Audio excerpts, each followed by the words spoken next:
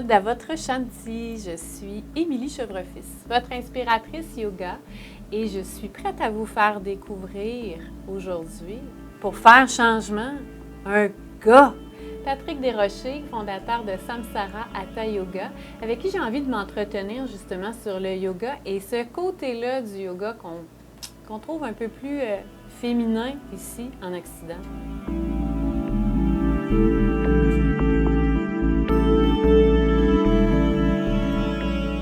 Patrick Desrochers, bonjour. Bonjour. D'abord et avant tout, comme on ne se connaît pas officiellement, c'est notre première rencontre, est-ce que tu me permets qu'on se tutoie pendant l'entrevue? Oui, certainement. D'accord. Ouais. On a jasé un peu, mais quand même, c'est notre première rencontre officielle.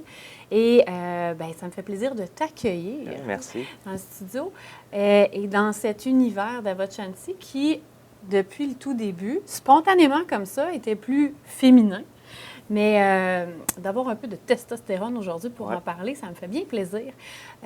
D'abord et avant tout, j'aimerais savoir un peu ton parcours parce que je remarque avec le temps que c'est pas nous qui trouvons le yoga, mais c'est le yoga qui nous trouve en quelque sorte. Je pense que c'est un peu ça pour toi aussi. Hein? Oui. Ben moi, il y a une dizaine d'années, à 35 ans, j'ai frappé un mur.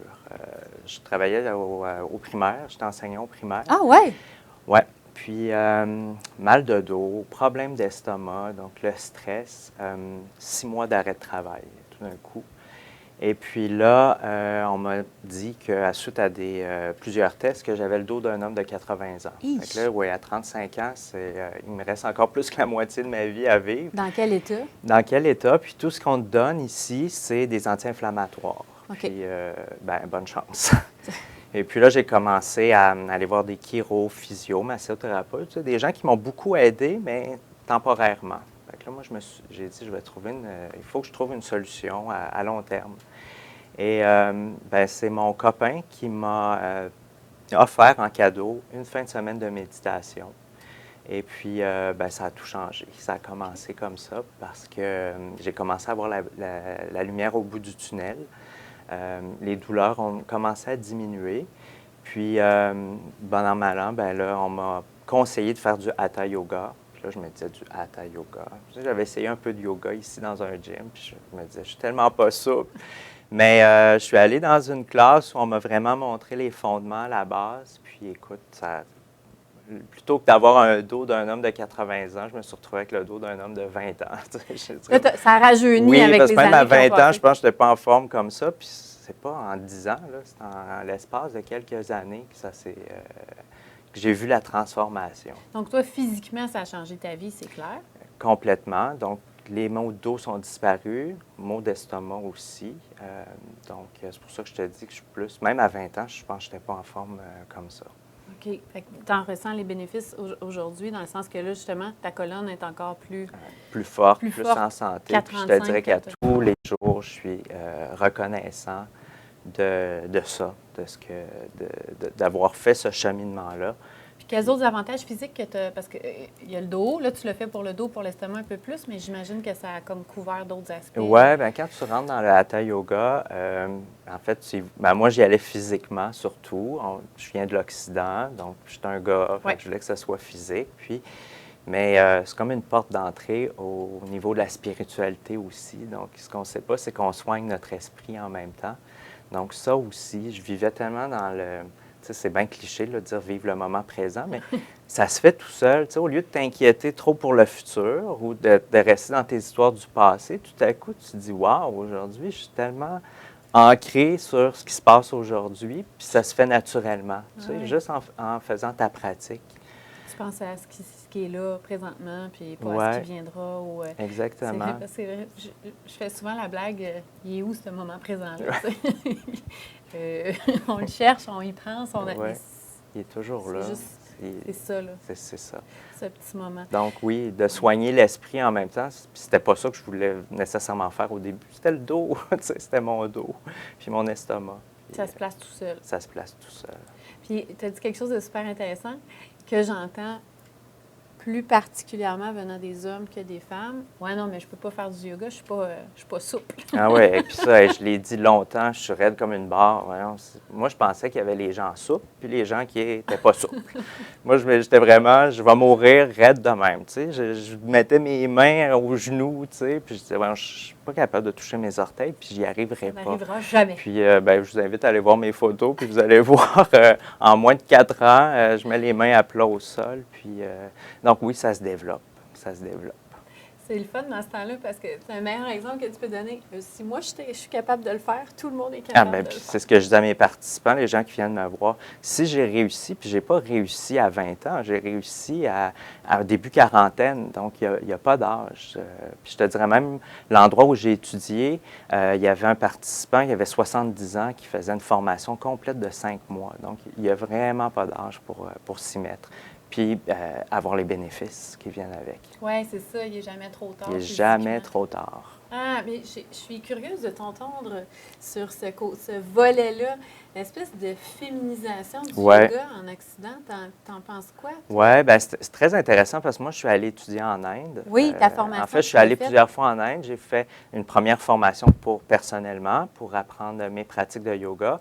Quand j'ai vu que ça fonctionnait si bien avec moi, j'ai dit, OK, il faut que j'aille obtenir ma formation pour l'enseigner puis le partager parce que c'est si fort et si puissant. Mais quand je suis arrivé en Inde, étonnamment, on était pratiquement moitié hommes, moitié femmes dans ce cours-là, où on était près de 200 participants. Donc là-bas, c'est pas une question qui...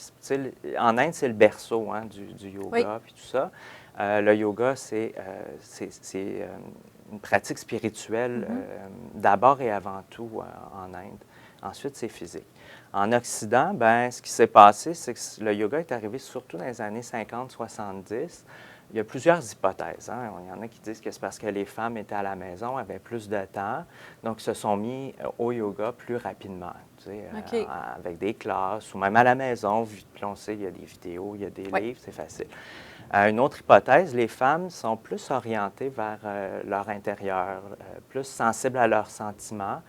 Puis, donc, ont adhéré plus rapidement à ça. Puis les hommes, en voyant ça, se sont dit, c'est pas assez physique. Tu sais, en Occident, les gars, puis moi, le premier, au début, je cherchais une pratique physique. On soigne le corps en faisant de l'exercice. Oui, il faut suer abondamment. Oui, il faut suer. Puis, donc, tranquillement, c'est ça, il y avait plus de femmes, puis je pense que les hommes ont vu ça. Donc, pas que ça leur a fait peur, mais en voyant les photos, puis je pense qu'aujourd'hui aussi, quand on regarde les réseaux sociaux, on voit souvent des filles faire des belles postures de yoga, puis tout ça. Donc, des postures qui s'apparentent à des postures de cirque. Oui, exactement. Alors que le yoga, c'est pas juste ça. Il y a tout. En tout cas, ça sera un autre sujet. Un volet, mais voilà. Donc, les hommes, je pense qu'en voyant ça, se sont dit, bon, non, c'est peut-être trop facile ou je ne vais pas trouver mon compte dans tout ça. Alors que non, moi, la semaine passée, j'avais une classe où j'avais 4 gars, puis, ils ont dit, OK, selon les pratiques, ils ont sué. Ils ont aimé la pratique. En faisant du yoga. Donc, ce serait ces hypothèses-là, mais j'espère et je pense qu'il y a une ouverture. Quand on vient à Montréal, par exemple, dans les plus grands centres urbains, je pense qu'il y a de plus en plus de gars qui pratiquent. Je parlais avec justement un gars ce matin qui me disait qu'il avait commencé le yoga, puis qu'il allait avec un ami, un autre homme, donc tranquillement. Mais il y a du travail à faire encore. Oui, il y a des gars qui s'arrêtent. Oui, bien, en quelque sorte. Puis je me demandais, parce que dans tous les cours que je donne, puis tu sais, il y a des semaines où je vais donner 15 cours différents, je commence à avoir un gars par-ci, par-là. J'ai un cours où j'en ai 3, justement. Mais j'ai un groupe d'hommes exclusivement. Ah, OK, ça, c'est intéressant.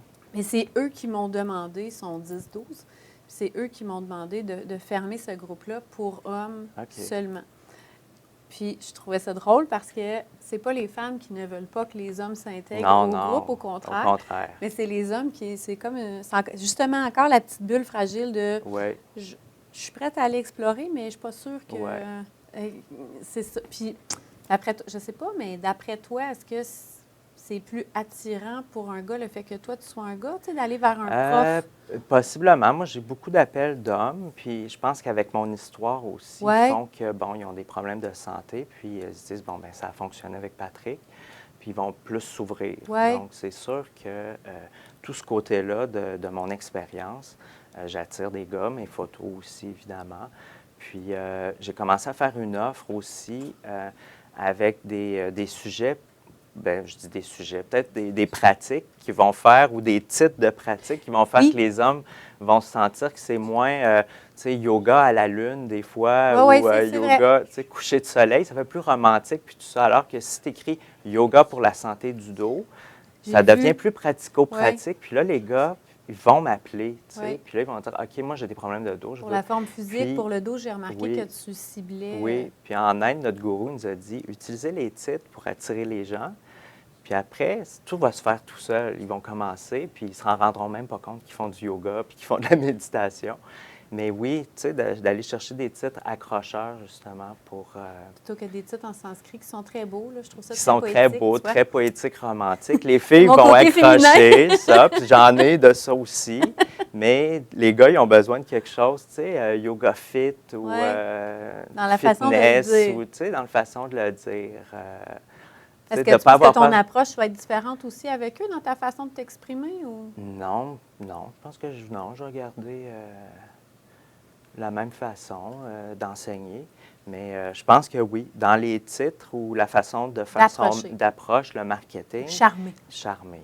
Trouver les mots aussi pour les attirer. Okay. Puis quand ils viennent au cours, ça reste le même cours que les femmes, que ce soit femmes ou hommes, vont faire. Mais ça me fait penser à autre chose. Parce que, tu sais, pour le ventre, justement, une femme, quand je lui parle du sommeil, tu sais, du fait que ça va l'aider à s'endormir le soir, elle est déjà vendue. Tu sais, les femmes ont de la difficulté à s'endormir plus que les hommes le soir. Ou la gestion des émotions, là, tout à coup, tu sais, on vient de toucher un point sensible. Puis, c'est quoi les avantages que tu penses, là, plus particuliers ou plus spécifiques aux hommes? Tu veux dire pour les attirer dans une classe de yoga? Bien, comme je te disais, moi, je connais beaucoup d'hommes en vieillissant qui ont des problèmes de dos, des bobos. Donc, il faut y aller spécifique sur les problèmes, tu sais, plutôt que sur, comme tu dis, les émotions. Est-ce qu'on va attirer plus les femmes? Donc, tu sais, je reviens à ce cours-là. Donc, oui. Puis, j'ai un autre cours qui s'appelle Angamardana, qui est vraiment un programme, tu sais, c'est des postures plus rythmées, qui vont être axés plus sur l'entraînement physique, justement, le développement physique. Donc ça, les gars, en voyant ça, vont faire OK. Puis j'ai une vidéo, puis il y a un gars, justement, qui fait les pratiques. Donc, tu sais, d'être capable de s'identifier. C'est sûr que si un homme va sur un site web, Facebook, peu importe, puis qu'il voit seulement des filles toujours pratiquer, il ne va pas s'identifier, puis il va se dire... j'ai pas ma place ou j'ai pas le goût, tu sais, je vais être mal à l'aise. Mais en plaçant justement ces titres-là, ces noms-là et plus de photos d'hommes en train de faire du yoga, bien, je pense qu'on va être capable d'aller les chercher un à la fois, je me dis tout le temps ça. Mais moi aussi, j'ai des classes maintenant, puis c'est même pas parce que je le ferais juste à des hommes, mais j'ai une classe cette semaine, il y avait 5 hommes qui sont inscrits en même temps, puis ça a donné comme ça. Fait que, voilà. Ah, puis une pratique, tu disais, mais si tu avais à proposer une pratique plus spécifiquement pour les hommes, est-ce que ou une pratique, ou une posture, ou une famille de postures? Oui, en fait, dans le yoga que j'enseigne, c'est vraiment... moi, je prends le temps de parler toujours avec les gens, puis je vais les orienter selon ce qu'ils recherchent ou le type de problème auquel ils font face. Donc, pour les hommes. Mais je sais que si un homme m'appelle, je vais plus y aller vers mes pratiques actives. Tu sais, Surya Shakti, qui est une salutation soleil très active, qui bouge. Je reviens avec Angamardana aussi, qui est un entraînement complet de yoga. Donc ça, en leur montrant les photos, les vidéos, je sais que je vais plus les accrocher que si je vais avec une série d'asana qui est plus longue, on est plus dans l'étirement au sol. Ça ne veut pas dire qu'ils ne vont jamais vouloir l'essayer. Mais après. Après. Une fois qu'ils rentrent, c'est ça. C'est comme moi. Une fois que je suis rentrée, je ne savais pas où ça allait m'amener, puis pouf. Est-ce que tu en as une préférence, toi, pour une certaine pratique ou une posture ou une famille de... Non, plus maintenant. Même mes postures débutantes aujourd'hui, j'ai du plaisir à les faire encore. Je viens d'une école assez rigoureuse, qui est le Isha Yoga Center en Inde. Puis, je fais toutes mes pratiques à chaque semaine. Donc, tout ce que mes participants font, moi, j'y goûte aussi encore. Mais c'est sûr que, comme tout être humain, il y a des matins que je vais me réveiller, que je vais dire, OK, je me sens un peu plus fatigué. Je vais y aller plus vers une série d'asanas où on va étirer, plus dans la douceur, le calme. Puis il y a des après-midi que là, je vais me sentir plus énergisé, puis là, je vais y aller pour une pratique plus active, plus un entraînement. Donc, c'est d'être à l'écoute toujours de son corps. Puis c'est ça la base du yoga. C'est toujours s'écouter, puis c'est bon le corps a toujours les réponses. Exactement. Oui, ça, c'est vrai. Ouais. Puis, Samsara, bien, j'aimerais ça que... Parce que tu n'as certainement pas choisi ce beau mot sanskrit pour rien, Samsara Hatha Yoga. Puis j'aime la signification de ce mot-là. J'aimerais ça que tu nous en parles. Ça a été long, hein? Tu sais, trouver le nom d'un studio, puis parce que ça te représente, puis tout ça. Puis je m'en souviens encore, j'étais en voyage, puis je cherchais des noms. Puis celui-là, tout de suite, il m'a accroché. En fait, c'est le cycle des vies. Tu sais, en Inde, on croit qu'on va renaître et renaître. Et si on veut atteindre le nirvana, il faut arrêter ce cycle-là. Et c'est ce que c'est le samsara, c'est d'arriver à terminer le cycle des renaissances puis atteindre le nirvana. Oui, je trouvais ça très beau. Puis le hatha yoga, c'est ce que ça amène. Tu sais, c'est une façon de se libérer. C'est magnifique comme nom. Oui, merci. J'aimerais ça, en plus de tout ce qu'on a déjà parlé, que tu me dises, parce que j'imagine, si pour toi le yoga, ça a été une façon de te soigner, puis dans le fond, de pouvoir profiter aujourd'hui d'un corps en santé, tu dois croire que c'est bon pour tout le monde, à quelque part. Ah oui, ça, sans aucun doute. Puis je crois qu'il y a des pratiques pour tous. Tu sais, peu importe les professeurs, je pense qu'on a toujours des pratiques de base, des pratiques plus avancées. Puis, tu sais, tout à l'heure, on disait, c'est accessible à tous, puis c'est vrai. Puis il faut enlever dans la tête, parce que là, dans l'univers des réseaux sociaux, surtout Instagram, on voit ces photos de posture extrême, puis c'est pas nécessairement ça qu'on va enseigner, tu sais, puis même qu'on va pratiquer nous-mêmes. Puis je pense que voilà, il faut ouvrir les portes, puis démystifier un peu tout ça, puis dire aux gens, oui, il y a des postures aussi simples que des mouvements très simples des bras, tu sais. Puis c'est du yoga, parce que le yoga, ça peut être des postures très simples puis apporter des bienfaits. C'est pas nécessairement se mettre les pieds en arrière de la tête qui vont faire en sorte qu'on va être mieux, mais voilà, il y en a pour tout. Bien, c'est un mode de vie. Oui, c'est un mode de vie. Oui.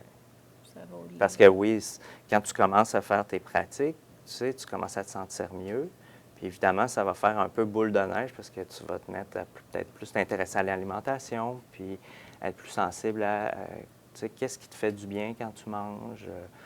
Donc, tu sais, ça amène tout plein d'autres prises de conscience auxquelles on n'avait pas pensé quand on entre dans cet univers-là. Ça prend l'élément déclencheur. Ça prend un élément déclencheur, puis des fois, ça peut être la douleur, puis douleur non seulement physique, ou une douleur peut-être émotionnelle aussi. Puis, mais ça peut faire du bien à tout le monde, peu importe l'âge et peu importe le sexe. Tout à fait. Surtout. Donc, c'est ta mission, en quelque sorte? Oui, vraiment. Moi, j'ai laissé l'enseignement primaire, puis je me suis abandonnée à tout ça en me disant que, ça m'a tellement fait du bien que c'est sûr qu'il faut qu'à mon tour, je le partage. Puis dans cette optique-là, de soigner les gens dans le sens de les amener peut-être à pouvoir les accompagner, oui. Une façon de... Oui, de soit gérer, soit peu importe les difficultés qu'ils ont. Puis, tu sais, c'est pas un miracle non plus. Puis, on ne peut pas se dire qu'on va tout soigner, mais au moins on peut, je pense, soulager, tu sais, ou aider à un certain point les gens. Oui, je le vois comme des outils qu'on est en mesure d'offrir parce qu'on les a déjà testés puis essayés oui, pour exactement. nous. Ça ne veut pas dire que ça marche de la même façon non, pour tout le monde, exactement. mais il reste que c'est comme un paquet d'outils. Puis pour, justement, pas nécessairement toujours guérir, puis je prends toujours l'exemple du ciel qui est nuageux, c'est pour aider à passer à travers les journées plus sombres, tu sais, à essayer d'aider à passer à travers les tempêtes et non pas de se retrouver avec un soleil radieux non, puis en tout temps. Puis c'est de briser aussi un peu le cycle de, tu sais, ici, c'est la pilule miracle. On prend une pilule, on se sent bien. Oui. Puis j'explique tout le temps, les gens qui viennent à une première classe, c'est pas parce qu'on fait une classe de yoga que, pouf, toute la vie, tu sais, ça se fait graduellement, lentement. Puis, après 6 mois de pratique, tu te rends compte que ça va mieux. Oui, puis 8 mois, mais ça demande du temps puis un investissement. Mais tu sais, les gens, ils investissent sur leur voiture, sur leur maison, ou peu importe, sur leur bien matériel, mais ils oublient que leur corps, c'est la première chose où on devrait investir. Donc, on va garder ça comme mot de la fin, ben c'est magique. Comment on fait pour te rejoindre? Comment on peut... samsara.com sur Internet. J'ai un très beau site web. Facebook aussi. Puis, oui, gênez-vous pas pour m'appeler. Si vous voulez seulement discuter, on s'engage à rien. Puis, on va pouvoir vous orienter vers ce qui va vous faire du bien. Hey, merci Patrick. Ça a été fort agréable merci de te rencontrer, de discuter. Belle discussion. Ouais. Puis, parce que justement, j'étais curieuse, j'en ai pas beaucoup des gars qui font du yoga autour de moi, puis d'avoir ce son de cloche-là venant de quelqu'un justement qui a une solide formation en passant, donc n'hésitez pas à le contacter. Merci. Merci beaucoup pour ta belle présence ici. Merci. Je te dis à bientôt. Oui. Et pour ce qui nous concerne, je vous dis à bientôt aussi. En attendant, dans le confort de votre salon, ces petits bobos-là, il y a moyen d'en prendre soin. Je vous rappelle que vous pouvez vous procurer la formation à la rescousse de vos petits bobos. Justement, c'est 6 pratiques, entre 20 et 30 minutes chacune, qui ciblent un bobo en particulier. Puis c'est pour vous accompagner que vous ayez justement cet outil-là à la maison pour que ce soit soulagé ou aider à traverser ces petits moments-là. N'hésitez pas à vous la procurer, à essayer ces pratiques-là et à me revenir puis me contacter aussi si vous avez besoin d'un petit peu plus d'accompagnement. Je suis toujours là pour vous. Émilie Chevrefils, à votre service, inspiratrice yoga. Ça me fait extrêmement plaisir de jaser avec Patrick et avec vous en espérant que vous avez appris des choses puis que ça vous a peut-être donné envie de fouiller un peu plus aussi, messieurs, autant que les madames aussi.